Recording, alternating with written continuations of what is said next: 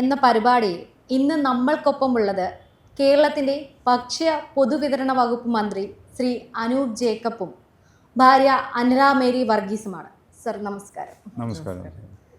Sir, ഇന്ന് ഈ മന്ത്രിമന്ദിരത്തിൽ ഇരിക്കുമ്പോൾ അന്ന് പിതാവുമൊത്തുള്ള ആ ഓണത്തിൻ്റെ ഓർമ്മക്കാലം എങ്ങനെയായിരിക്കും?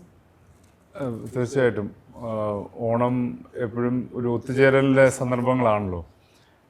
എല്ലാ ഓണവും ഞങ്ങൾ ഒരുമിച്ച് തന്നെ കൂടാറുണ്ട്. അച്ഛനെ വളരെ ശ്രദ്ധിക്കാറുണ്ട്. എല്ലാ തിരക്കുകളുടെ ഇടയിലും ഓണത്തിനൊരു ദിവസം 1-2 ദിവസം മാറ്റി വെച്ച് ചിലപ്പോൾ യാത്ര പോവുകയോ അല്ലെങ്കിൽ ഓണത്തിനെങ്കിലും നിർബന്ധമായിട്ടും അന്നത്തെ ഒരു ദിവസം ഒരുമിച്ചിരിക്കാനായിട്ടുള്ള സമയം അദ്ദേഹം കണ്ടെത്തുമായിരുന്നു. എപ്പോഴും അങ്ങനെയുള്ള ഒരു നിർബന്ധം അദ്ദേഹത്തിനുണ്ടായിരുന്നു. തീർച്ചയായിട്ടും എല്ലാവരും ആ ഒരു രീതിയാണല്ലോ. നമുക്ക് ഓണമാകുമ്പോൾ നമുക്ക് എല്ലാവർക്കും എല്ലാവരും ഒത്തുചേരലിൻ്റെ ഒരു അനുഭവമാണ്. ഓണം എന്ന് പറയുന്നതിൻ്റെ പ്രധാനപ്പെട്ട ഘടകങ്ങളിലൊന്ന് ഒത്തുചേരലിൻ്റെ ഒരു വലിയ അനുഭവം ലഭിക്കുന്നു എന്ന് തന്നെയാണ്. തീർച്ചയായിട്ടും അതൊക്കെ എപ്പോഴും നല്ല ഓർമ്മകളാണ്. എവിടെയെങ്കിലും സ്കൂൾ അവധിക്കൊക്കെ ഒരു യാത്ര കൊണ്ടുപോകാനും ഒക്കെ അദ്ദേഹം പലപ്പോഴും ശ്രദ്ധിച്ചിരുന്നു തിരക്കുകളുടെ ഇടയിൽ. അത് പെട്ടെന്ന് പറഞ്ഞപ്പോൾ അതാണ് എൻ്റെ മനസ്സിലേക്ക് കടന്നു വന്നത്. അതുപോലെ തന്നെ കുട്ടിക്കാലത്തെ ഓണത്തിൻ്റെ വിശേഷങ്ങൾ എന്തൊക്കെയായിരുന്നു? ഓണം പലപ്പോഴും സ്കൂൾ അവധി കിട്ടുമ്പോൾ വലിയ എക്സൈറ്റ്മെൻ്റ് ആണല്ലോ. നമുക്ക് എല്ലാവർക്കും കിട്ടുന്ന ഒരു വലിയ എക്സൈറ്റ്മെൻ്റ് ആണ് ഒരു 10 ദിവസത്തെ അവധി. ആ അവധി ആഘോഷിക്കുക എന്നുള്ളതാണ് വിദ്യാർത്ഥി എന്ന നിലയിൽ പെട്ടെന്ന് മനസ്സിൽ വരുന്നത്. അത് കഴിഞ്ഞാണ് സദ്യ വരുന്നുള്ളൂ. പിന്നീട് വരുമ്പോൾ നമുക്ക് ഓണത്തിൻ്റെ നമ്മുടെ ഡെഫിനിഷൻസ് പലതും മാറുമല്ലോ. നമ്മുടെ ചിന്താഗതികൾ മാറ്റം വരും. അപ്പം ഓണം പലപ്പോഴും നമ്മുടെ മനസ്സിൽ പെട്ടെന്ന് ഓടി വരുന്നത് അവധി ദിനങ്ങൾ ആഘോഷിക്കുക, കൂട്ടുകാരോടൊത്ത് അവരോടൊത്ത് എവിടെയെങ്കിലുമൊക്കെ കളിക്കാൻ പോവുക, അങ്ങനെയൊക്കെയുള്ള രീതികളാണ്. പിന്നെ നേരത്തെ സൂചിപ്പിച്ച പോലെ അവധിക്ക് ചിലപ്പം അച്ഛൻ എവിടെയെങ്കിലൊക്കെ യാത്ര കൊണ്ടുപോകുമായിരുന്നു. അങ്ങനെയൊക്കെയുള്ള ആ ഒരു നല്ല സന്ദർഭങ്ങളാണ് ഓണത്തിൻ്റെ. പിന്നെ ഓണാഘോഷ പരിപാടിയിൽ സ്കൂളിൽ വളരെ വിപുലമായ നിലയിലുണ്ടാവും. ഇന്നിപ്പോൾ ഓണത്തിൻ്റെ ആഘോഷം വളരെ വിപുലമാണ്. അന്ന് എൻ്റെ സ്കൂൾ ടൈംസിൽ ഓണപരിപാടികൾ തന്നെ ആരംഭിച്ചതേ ഉള്ളൂ. എങ്കിൽ പോലും പൂക്കളം മത്സരവും അങ്ങനെയൊക്കെയുള്ള വിവിധ പരിപാടികളൊക്കെ നടത്തിയതൊക്കെ ഞാൻ ഓർക്കുന്നുണ്ട്.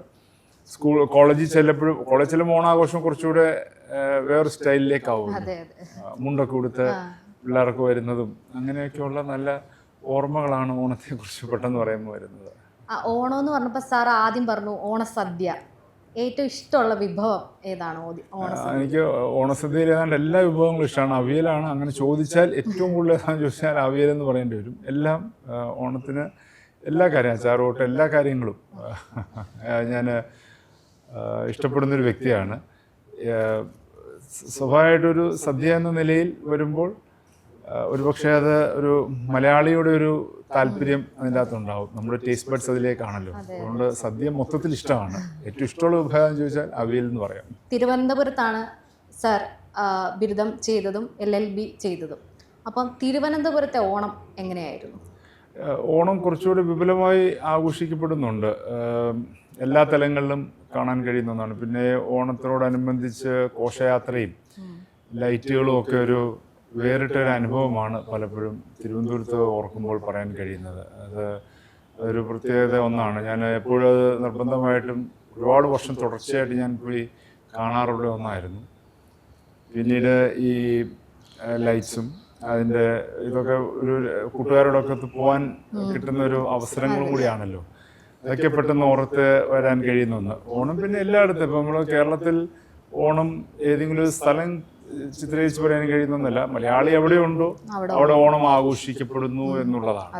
അതെല്ലായിടത്തും ഉണ്ട്. ഇന്നിപ്പോൾ ഓണം ലോകമെമ്പാട് ആഘോഷിക്കപ്പെടുകയാണ്. കാരണം പ്രവാസികളായിട്ടുള്ള നമ്മുടെ സഹോദരരില്ലാത്ത ഒരു ഭൂപ്രദേശവും ഇന്ന് ഈ ഭൂമിയിലുണ്ടാവും ഞാൻ കരുതുന്നില്ല. അപ്പോൾ എവിടെയുണ്ടോ 5 മലയാളി ഉണ്ടോ, 2 പേരുണ്ടോ, ഒറ്റ മലയാളി ഉണ്ടെങ്കിലും ഓണം ആഘോഷിക്കപ്പെടുന്നുണ്ട്. അപ്പോൾ ലോകത്തെമ്പാടും ഇന്ന് ഓണം ആഘോഷിക്കപ്പെടുന്നുണ്ടെന്ന് നമുക്ക് പറയാൻ കഴിയും. അതെ, തീർച്ചയായും. വൈഫുമായിട്ട് ആദ്യത്തെ ഓണത്തിൻ്റെ ഓർമ്മകൾ എന്തൊക്കെയായിരുന്നു? ഞങ്ങൾ ആദ്യത്തെ ഓണം മൂന്നാറിൽ പോയതായിട്ടാണ് എൻ്റെ ഓർമ്മയിലുള്ളത്. അന്ന് ഓണം മൂന്നാറിൽ ആയിരുന്നു ആദ്യത്തെ ഓണം എന്ന് ഞാൻ ഓർക്കുന്നുണ്ട്. കല്യാണം കഴിഞ്ഞുള്ളത്. അത് ആദ്യത്തെ ഓണം എപ്പോഴും ഓർത്തിരിക്കും ചോദിച്ചുകൊണ്ട്. രണ്ടാമത്തെ ഓണം എവിടെയാന്ന് ചോദിച്ചാൽ എനിക്കിപ്പോഴും ഓർത്തെടുക്കാൻ പറയാൻ കഴിയത്തില്ല. പിന്നെ കഴിഞ്ഞ ഓണം എവിടെയാന്ന് ചോദിച്ചാൽ അത് പറയാൻ കഴിയും. ആദ്യത്തെ ഓണം മറക്കത്തില്ല. നാട്ടിലെ ഓണം, അതായത് പിറവത്തെ സംബന്ധിച്ചിടത്തോളം അത്തച്ചമയം വലിയൊരു ആഘോഷമാണ്. അപ്പോൾ അതിനെക്കുറിച്ച് എന്താണ്? തൃപ്പൂണിത്തുറ അത്താഘോഷം ഏറ്റവും പ്രധാനപ്പെട്ട ഒന്നാണ്. തൃപ്പൂണിത്തുറയുടെ എൻ്റെ കോൺസ്റ്റിറ്റ്യുവൻസിയും കൂടിയായി ചേർന്നാണ് അത് വരുന്നത്. സ്വാഭാവികമായിട്ടും ഞാൻ നേരത്തെ അവിടെ അത്താഘോഷം പോയി പങ്കെടുത്തൊരു വ്യക്തിയാണ്. MLA ആയി വന്നതിന് ശേഷം നിർബന്ധമായിട്ട് അന്നു മുതൽ ഒരു അത്താഘോഷ പരിപാടി ഞാൻ മുടക്കാറില്ല. അതൊരു ഓണത്തിൻ്റെ ആരംഭം അതിനോടനുബന്ധിച്ചാണല്ലോ, അത്താഘോഷത്തോടനുബന്ധിച്ചാണ് ഓണത്തിൻ്റെ ഒരു സമഗ്രമായ ആഘോഷം ആരംഭം കുറിക്കാൻ പോകുന്നത്. അതൊരു സാംസ്കാരികതയുടെയും നമ്മുടെ വലിയൊരു പൈതൃകത്തിൻ്റെയും ഭാഗമാണ്. നമ്മുടെ സംസ്കാരത്തെ വിളിച്ചറിയിക്കുന്ന ഒന്നാണ്. അപ്പോൾ തീർച്ചയായിട്ടും അതിൻ്റേതായ ഒരു പ്രാധാന്യവും ഒരു ചരിത്ര പ്രാധാന്യവും അതിന് എപ്പോഴും നിലനിൽക്കുന്നു എന്നുള്ളതാണ്. ഇപ്പോൾ പിറവം ടൗൺ കേന്ദ്രീകരിച്ചും അത്താഘോഷം വളരെ വിപുലമായി തന്നെയാണ് അവിടെ നടത്തുന്നത്. മുനിസിപ്പാലിറ്റിയുടെ ആഭിമുഖ്യത്തിൽ വളരെ സജീവമായി തന്നെ കഴിഞ്ഞ ഒരു 4-5-8 വർഷമായിട്ട് വളരെ സജീവമായി തന്നെ അവിടെ അത്താഘോഷ പരിപാടികൾ നടത്താറുണ്ട്. അതുപോലെ തന്നെ പിറവത്തിന് മറ്റൊരു പ്രത്യേകതയുണ്ട്, വള്ളംകളി. അതിനെക്കുറിച്ച്, അതിൻ്റെ ഓർമ്മകളെക്കുറിച്ച് കുട്ടിക്കാലത്ത് പോയിട്ടുണ്ടായിരിക്കുമല്ലോ. പിറവം വള്ളംകളി ഇടക്കാലത്ത് നിലച്ചുപോയ ഒന്നാണ്. പിന്നീട് ഞാൻ MLA മന്ത്രിയൊക്കെ വന്നതിന് ശേഷം അത് റീസ്റ്റാർട്ട് ചെയ്യുന്നതാണ് ഉണ്ടായത്. അത് വളരെ സജീവമായി തന്നെ അത് മുമ്പോട്ട് പോയി. വളരെ ആക്റ്റീവായിട്ടാണ് പിന്നെ നമ്മുടെ വള്ളംകളി അവിടെ ഇപ്പോൾ നടത്തുന്നത്. ഇപ്പോൾ അത് CBLൻ്റെ ഭാഗമാക്കി വള്ളംകളി മാറ്റിയെടുക്കാൻ കഴിഞ്ഞു. അപ്പോൾ അതുകൊണ്ട് തന്നെ അതിൻ്റെ അത് കുറച്ചൊക്കെ ഫിനാൻഷ്യൽ എയ്ഡ് അതിന് ലഭിക്കുന്നുണ്ട്. ഈ വള്ളംകളിയുടെ ഏറ്റവും വലിയ വിഷയം എന്ന് പറയുന്നത് അതിൻ്റെ നടത്തിപ്പിന് വരുന്ന വലിയ സാമ്പത്തിക ചെലവാണ്. അത് വലിയ ഒരു സാമ്പത്തിക ചെലവ് അതിൻ്റെ അകത്ത് വരും. അത് നമുക്ക് കണ്ടെത്തുക എന്നുള്ളത് പ്രയാസമായ ഒന്നാണ്. അപ്പോൾ അത് ഞങ്ങളൊരു കൂട്ടായ ഒരു കമ്മിറ്റിയോടെ ഉണ്ടാക്കും. എല്ലാ രാഷ്ട്രീയ പ്രതിനിധികളും ഉൾപ്പെടെ എല്ലാവരുടെയും കൂടി സഹകരണത്തോടെ വളരെ വിപുലമായ നിലയിൽ അവിടെ വള്ളംകളി ഞങ്ങൾ നടത്തി വരുന്നുണ്ട്. ഇപ്രാവശ്യം വള്ളംകളി നടത്തുന്നുണ്ട്. വള്ളംകളി ഏറ്റവും വിപുലമായ നിലയിൽ തന്നെ ആണ് നടത്തുന്നതും. അതിൻ്റെ അകത്ത് പിറവം വള്ളംകളിയിലേക്ക് ദൂരെ ദിക്കുകളിൽ നിന്ന് അനവധി പേര് കാണാൻ വരുന്നുണ്ട്. അവിടുത്തെ ഒരു പ്രത്യേകത, അത് ഒഴുക്കിനെതിരെ തുഴയുകയാണ്. അവിടെ ഈ മൂവാറ്റുപുഴ ആറിൽ ഒഴുക്കിനെതിരെ തുഴഞ്ഞു വരുന്ന ഒരു വലിയ പ്രത്യേകത നമ്മുടെ പിറവം വള്ളംകളിക്കുണ്ട്. പിന്നെ അതിൻ്റെ നന്നായിട്ട് അതിൻ്റെ നല്ല വ്യൂ കിട്ടുന്ന ഒരു ഭാഗമാണ്. അപ്പോൾ അതുകൊണ്ട് നമുക്ക് ആൾക്കാർക്ക് ഇരുന്ന് കാണാനും ഒക്കെ കൂടുതൽ ആസ്വദിക്കാനും വള്ളംകളിയുടെ എല്ലാ ആ ഒരു ആവേശവും ഉൾക്കൊള്ളാൻ കഴിയുന്ന നിലയിൽ തന്നെയാണ് അതവിടെ ക്രമീകരിച്ചിരിക്കുന്നത്. അപ്പോൾ അവിടെ ഇപ്പോൾ വിദേശികൾ ഉൾപ്പെടെ അവിടെ കടന്നു വരുന്നുണ്ട് ഈ നമ്മുടെ വള്ളംകളി കാണാൻ വേണ്ടി, പിറവം വള്ളംകളി കാണാൻ വേണ്ടി. പിറവം വള്ളംകളി ഇപ്പോൾ ഒരു പ്രധാനപ്പെട്ട ഒരു ഇവൻ്റായി മാറിക്കൊണ്ടിരിക്കുകയാണ്. കേരളത്തിൽ തന്നെ ഒരു പ്രധാനപ്പെട്ട ഇവൻറ്റുകളിലൊന്നായി അത് മാറുന്നു.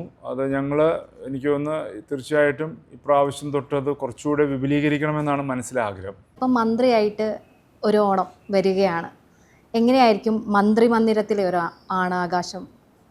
ഓണം എനിക്കിപ്പോൾ എപ്പോഴും ഓണം തന്നെയാണ്. അതിപ്പോൾ ഇന്ന സ്ഥലത്ത് എന്നുള്ള പ്രത്യേകത എന്നെ സംബന്ധിച്ചില്ല.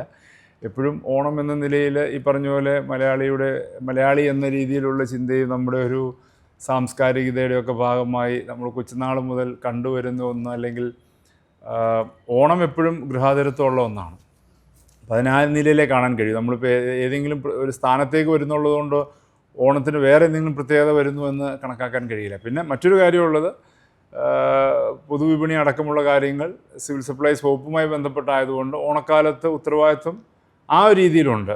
അത് തീർച്ചയായിട്ടും ഞങ്ങളത് നിർവഹിച്ചു പോരുകയാണ്. എല്ലാ തലത്തിലും ഓണത്തിന് വേണ്ടിയുള്ള ക്രമീകരണങ്ങൾ, മിതമായ നിരക്കിൽ ഭക്ഷ്യധാന്യങ്ങൾ വിപണിയിലെത്തിക്കാൻ വേണ്ടിയൊക്കെയുള്ള ക്രമീകരണങ്ങൾ ഇപ്പോൾ നടത്തി വരികയാണ് സിവിൽ സപ്ലൈസ് വകുപ്പും സപ്ലൈകോയൊക്കെയായി ബന്ധപ്പെട്ട്. അതാണിപ്പോൾ ഓണം എന്ന നിലയിൽ ഒരു മന്ത്രി എന്ന നിലയിലുള്ള ഉത്തരവാദിത്തം കടന്നു വന്നിരിക്കുന്നത്. ഓണത്തിനുള്ള കാഴ്ചപ്പാട് എപ്പോഴും ഒന്ന് തന്നെയാണ് എന്നെ സംബന്ധിച്ച്. ഇപ്പോൾ സാറ് പറഞ്ഞു ആദ്യത്തെ ഓണം, വിവാഹത്തിന് ശേഷമുള്ള ആദ്യത്തെ ഓണം ഓർമ്മയുണ്ടെന്ന്. അപ്പം മാമിൻ്റെ ഓർമ്മകൾ എന്തൊക്കെയായിരുന്നു വിവാഹത്തിന് ശേഷമുള്ള ഓണം? ഈ പറഞ്ഞാൽ ആദ്യത്തെ ഓണം എപ്പോഴും മെമ്മറബിൾ ആയിരിക്കും. ഞങ്ങൾ ഒരുമിച്ച് മൂന്നാറിലായിരുന്നു. ഈ പറഞ്ഞാൽ എന്നെ സംബന്ധിച്ച് പറയണ ഓണം എന്ന് പറഞ്ഞാൽ നമ്മൾ ഓണം സാരി ഉടുക്കുക, അല്ലെങ്കിൽ കേരള സാരി ഉടുക്കുക, അങ്ങനെയുള്ള സദ്യ കഴിക്കുക, വളരെ മെമ്മറബിൾ ആയിട്ടുള്ളൊരു ഓണമായിരുന്നു കല്യാണം കഴിഞ്ഞ്. അവിയലാണ് ഏറ്റവും ഇഷ്ടമുള്ള വിഭവം എന്ന് പറഞ്ഞു. അപ്പം വേറെ ഏതൊക്കെയാണ് മന്ത്രി ആസ്വദിച്ച് കഴിക്കുന്ന വിഭവങ്ങൾ? ഏറ്റവും നാടൻ സാധനങ്ങൾ ഇഷ്ടമാണ്. അപ്പം സദ്യ ഈ പറഞ്ഞ പോലെ എല്ലാ ഐറ്റവും ഉണ്ടാവുമല്ലോ അന്നത്തെ ദിവസം. നമ്മൾ അതെല്ലാം നന്നായിട്ട് എൻജോയ് ചെയ്ത് കഴിക്കും. അത് പായസം, പിന്നെ അഡീഷണൽ ഇത് വരുന്നത് പായസമാണ്. അതും നന്നായിട്ട് എൻജോയ് ചെയ്ത് കഴിക്കും. പിന്നെ മന്ത്രി, ഓണക്കളികളെ കുറിച്ച് വരുമ്പോൾ ചെറുപ്പത്തിൽ എന്തൊക്കെ ഓണ അവധി കാലത്തെക്കുറിച്ച് പറഞ്ഞു. അപ്പം എന്തൊക്കെയായിരുന്നു ഓർമ്മകൾ, കൂട്ടുകാരുമൊത്തുള്ള ഓർമ്മകൾ അത് എന്തൊക്കെയായിരുന്നു? കൂടുതലും നാട്ടിൽ ചെല്ലുമ്പം ഓണാവധിക്ക് നിർബന്ധമായിട്ട് ഞാൻ വാളിപ്പാടത്ത് വീട്ടിൽ നിർബന്ധമായിട്ടും പോകുമായിരുന്നു. അമ്മച്ചിയും അവരെല്ലാവരും ഉള്ളതുകൊണ്ട് അവിടെ തന്നെ നിർബന്ധമായിട്ടും പോകും.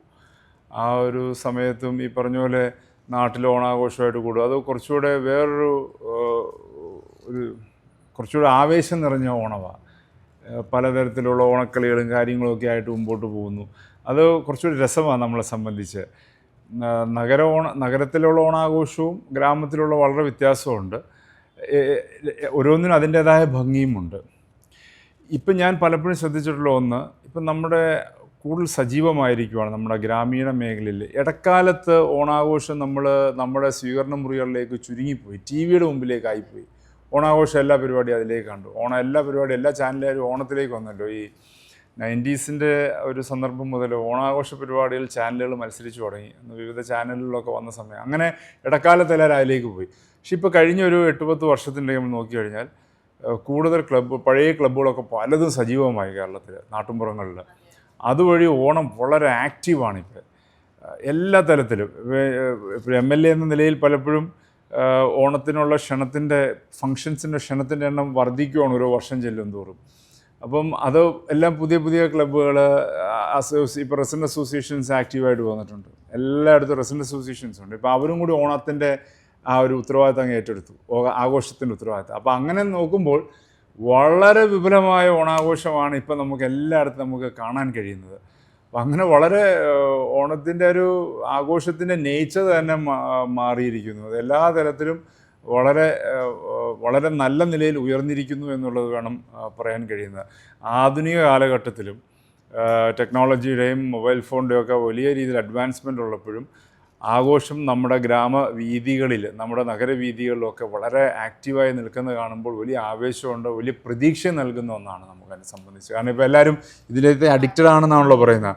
ആ അഡിക്ഷൻ മാറുന്ന ഒരു ദിവസമുണ്ട് എന്ന് പറയുന്നത് വലിയ സന്തോഷമാണ്. അതുപോലെ തന്നെ സാറിൻ്റെ ഓർമ്മയിൽ ഈ ഒരു ഓണക്കാലം ഞാൻ ഒരിക്കലും മറക്കില്ല, അങ്ങനൊരു ഓർമ്മയുണ്ടായിട്ടുണ്ടോ? ഞാൻ ആദ്യമായിട്ട് സിനിമയ്ക്ക് ഒറ്റയ്ക്ക് പോകുന്ന ഒരു ഓണാഘോഷ പരിപാടിയിൽ ഇടയ്ക്ക് വെച്ചാണ് ഒരു സിനിമ കാണാൻ പോയത്. എൻ്റെ കൂട്ടുകാരനോട്ട് അതെനിക്കെപ്പോഴും ഓർമ്മയുണ്ട്. സ്കൂളിൽ ഓണാഘോഷ പരിപാടിയായിരുന്നു. ഓണാഘോഷ പരിപാടി ഇടയ്ക്ക് വെച്ച് ഉച്ചയായപ്പം പയ്യെ അതിൽ നിന്ന് ഇറങ്ങി സിനിമയ്ക്ക് പോയത് ഓർക്കുന്നുണ്ട്. അതൊരു വീട്ടിൽ പറയാതെ പോയ അന്നത്തെ സമയത്ത് ഉള്ള ഒരു അനുഭവം പെട്ടെന്ന് ഓർത്തു പോയതാണ്. പിന്നെ ഫാദർ ആയിട്ട് പിള്ളേരും എൻ്റെ കുട്ടികളുണ്ടായതിനു ശേഷം അശ്വനുമായിട്ടുള്ള 1-2 ഓണാഘോഷങ്ങളുണ്ട്. അത് ഇപ്പോഴും ഓർമ്മയിൽ നിൽക്കുന്ന ഒന്നാണ്. അപ്പം ആ സമയത്ത് അശ്വൻ കൂടുതലും കൊച്ചുമക്കളുമായിട്ടാണല്ലോ കുറച്ചുകൂടെ അടുപ്പം കാണിക്കുന്നത്. അപ്പം അങ്ങനെയുള്ള ആ ഒരു സന്ദർഭങ്ങളൊക്കെ ഓർക്കുന്നുണ്ട്. അതുപോലെ തന്നെ നാട്ടിലെ ഓണത്തെക്കുറിച്ച് നമ്മൾ പറഞ്ഞു. സൗഹൃദം ഇപ്പോഴും, അതായത് ഓണക്കാലഘട്ടം ആകുമ്പോൾ ആ ഒരു കൂട്ടുകാരുമൊത്ത് ഓണം അടിച്ചു പൊളിച്ചത്, ആ ഒരു കാര്യങ്ങളെക്കുറിച്ച് ആലോചിക്കാറുണ്ടോ?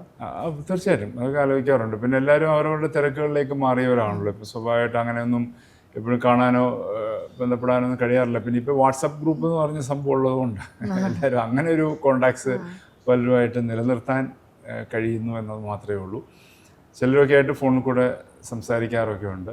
പക്ഷെ അങ്ങനെ ഒരു പലരും ജോലി തിരക്കാരനും പല സ്ഥലങ്ങളിലായതുകൊണ്ട് അങ്ങനെ ഒരു ഒത്തുചേരലൊന്നും കൂട്ടുകാരുമായിട്ട് ഉണ്ടാവാറില്ല. സ്കൂൾ കാലഘട്ടത്തിലെ ഓണ ഓർമ്മകളെ കുറിച്ച് പറഞ്ഞു. കോളേജ് കാലഘട്ടം ആയപ്പം ആ ഷർട്ടും മുണ്ടും ഉടുത്ത് ആ ഈ യുവത്വത്തിലൊക്കെ വന്നു. അപ്പം ആ ഒരു ഓണ ഓർമ്മകൾ എങ്ങനെയായിരുന്നു? അത് ഓണം ഈ പറഞ്ഞ പോലെ ഫ്രണ്ട്സുമായിട്ട് കുറച്ചുകൂടി ഫ്രീ ആവുന്ന സമയമാണല്ലോ നമ്മളത്.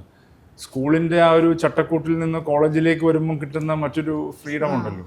ആ ഫ്രീഡത്തിലുള്ള ഓണാഘോഷങ്ങളാണ് ഡിഗ്രി കാലഘട്ടങ്ങളിലൊക്കെ കാണാൻ കഴിയുന്നത്. അപ്പോൾ അവിടെ അത് ഫ്രണ്ട്സൊക്കെ ആയിട്ട് പുറത്തൊക്കെ പോകലും അങ്ങനെയുള്ള യാത്രയും പരിപാടികളൊക്കെ ആയി ബന്ധപ്പെട്ട് കുറച്ചുകൂടെ വിപുലമായ നിലയിലേക്ക് അത് മാറുകയാണ് അങ്ങനെ വരുമ്പോൾ. പിന്നെ ഓണാഘോഷത്തിന് കോളേജിലൊക്കെ വരുമ്പോൾ കുറച്ചുകൂടെ സ്റ്റേജ് പ്രോഗ്രാംസും മറ്റു കാര്യങ്ങളൊക്കെ വരാറുണ്ട്. അങ്ങനെയുള്ള ചില പരിപാടികളൊക്കെ ഞാനും പങ്കെടുക്കാറുണ്ട്. ഇവിടെ ഞാൻ ഈ പറഞ്ഞ പോലെ ഓണാഘോഷ പരിപാടികളൊക്കെ വരുമ്പം ഇവിടെ ഇവിടെ കനകക്കുന്നിൽ എൻ്റെ സ്റ്റോളും അങ്ങനെയൊക്കെയുള്ള പരിപാടികളൊക്കെ ഞങ്ങളും അതിനകത്ത് സ്റ്റുഡൻസൊക്കെ സ്റ്റോളൊക്കെ എടുത്ത് പങ്കെടുത്തൊക്കെ ഓർക്കുന്നുണ്ട് ഞാൻ. അങ്ങനെയൊക്കെ പരിപാടികളും ആക്റ്റീവായ നിലയിലൊക്കെ ആയിരുന്നു ആ സമയത്തുള്ള ഓണാഘോഷത്തിൻ്റെ ഒരു ഭാഗം. ഈ പരിപാടി കാണുന്ന പ്രേക്ഷകരോടാണേലും മലയാളികളോടാണേലും സാറിന് ഒരു ഓണ സന്ദേശം കൊടുക്കണം. ഓണം സാഹോദര്യത്തിൻ്റെയും സൗഹാർദ്ദത്തിൻ്റെയും സ്നേഹത്തിൻ്റെയും ഒത്തൊരുമയുടെയും കൂട്ടായ്മയുടെയും ഒക്കെ ഒരു വലിയ അനുഭവമാണ്. അതെപ്പോഴും നമുക്ക് ചേർത്ത് നിർത്താൻ നമുക്ക് കഴിയണം. ഓണം അതിൻ്റെ ആ ഒരു നന്മ ഒരിക്കലും കൈവിടാതെ നമുക്ക് എപ്പോഴും മനസ്സിനോട് ഒരുമിപ്പിച്ച് നിർത്തുവാൻ കഴിയണം എന്നുള്ളതാണ് എനിക്ക് ഈ സന്ദർഭത്തിൽ സൂചിപ്പിക്കാനുള്ളത്. ഇപ്പം ഓണക്കളികളെക്കുറിച്ച് പറയുകയാണെങ്കിൽ ഇപ്പം സാർ പറഞ്ഞു ഇപ്പോഴത്തെ ജനറേഷൻ ഫോണുകളിൽ ടി വികളിൽ ഒതുങ്ങുന്ന ഒരു ഓണത്തെക്കുറിച്ച് സാർ പറഞ്ഞു. അപ്പം സാറിൻ്റെ കുട്ടിക്കാലത്തെ ഓണക്കളികൾ ഇപ്പം നിലവിലിപ്പോൾ ഉണ്ടാകണമെന്നില്ല. അപ്പോൾ അതിനെക്കുറിച്ചൊന്ന് സംസാരിക്കും. ഈ ഓണത്തിനെ നേരത്തെ സൂചിപ്പിച്ചതിൽ വളരെ പ്രസക്തമായ ഒരു കാര്യമാണ്. നേരത്തെ ഞാൻ പറഞ്ഞ കൂട്ടത്തിൽ അതുകൊണ്ട് ഓണത്തിൻ്റെ ആഘോഷം ഇപ്പോൾ വളരെ വിപുലമായി വന്നുകൊണ്ടിരിക്കുകയാണ്. ഇടക്കാലത്ത് ഈ സംഭവിച്ചൊക്കെ എന്ന് പറഞ്ഞാൽ നമ്മൾ തിരിച്ച് നമ്മുടെ സ്വീകരണ മുറിയിലേക്കൊക്കെ മാറിപ്പോയി, മൊബൈൽ അഡ്വാൻസ്മെൻ്റ് ഒന്നും അങ്ങനെയൊക്കെ മാറിപ്പോയെങ്കിൽ പോലും ഇപ്പം നമുക്ക് പലതരത്തിൽ സംഘടനകൾ ധാരാളമാണ്. ഇപ്പോൾ ധാരാളം യുവജന ക്ലബ്ബുകൾ, സാംസ്കാരിക കൂട്ടായ്മകൾ, റെസിഡൻ്റ് അസോസിയേഷൻസ്, അതുപോലെ മറ്റ് വിവിധ സ്ഥാപനങ്ങൾ, അങ്ങനെ അവരെല്ലാം ഇന്ന് ഓണാഘോഷത്തിലേക്ക് തിരിച്ചു വന്നിരിക്കുകയാണ്. അതുകൊണ്ട് തന്നെ നമുക്ക് നഷ്ടപ്പെട്ടു പോയ എല്ലാ തരത്തിലുള്ള ഓണപരിപാടികളും വീണ്ടും സജീവമാവുകയാണ് നമ്മുടെ മണ്ണിൽ, നമ്മുടെ നാട്ടിൽ.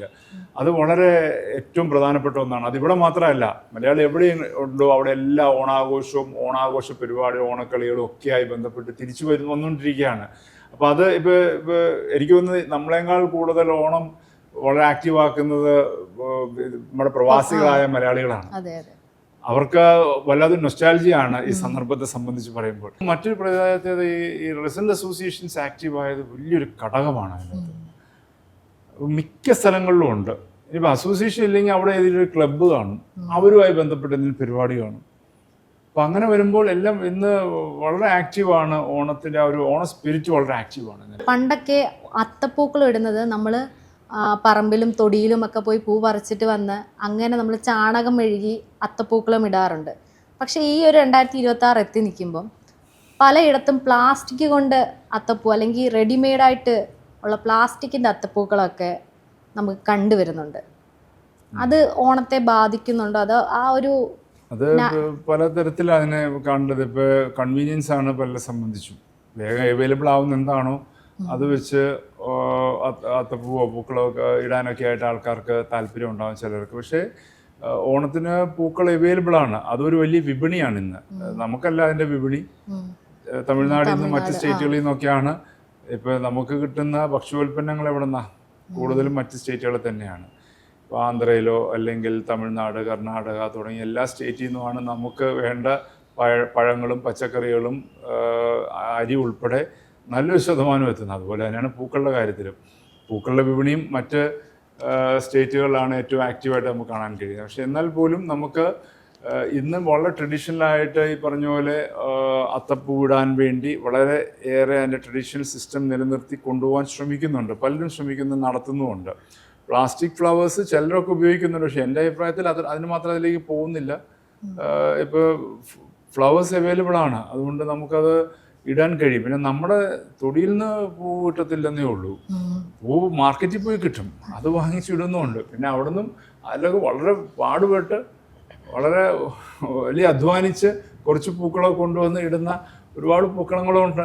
ഇല്ലെന്ന് പറയാൻ കഴിയില്ല കേട്ടോ. ഇപ്പോഴും ഉണ്ട് അങ്ങനെയൊക്കെ. കുറച്ച് ന്യൂനപക്ഷമാണെങ്കിൽ പോലും അങ്ങനെ കുറച്ച് സ്ഥലങ്ങളിലൊക്കെ കാണാൻ കഴിയും.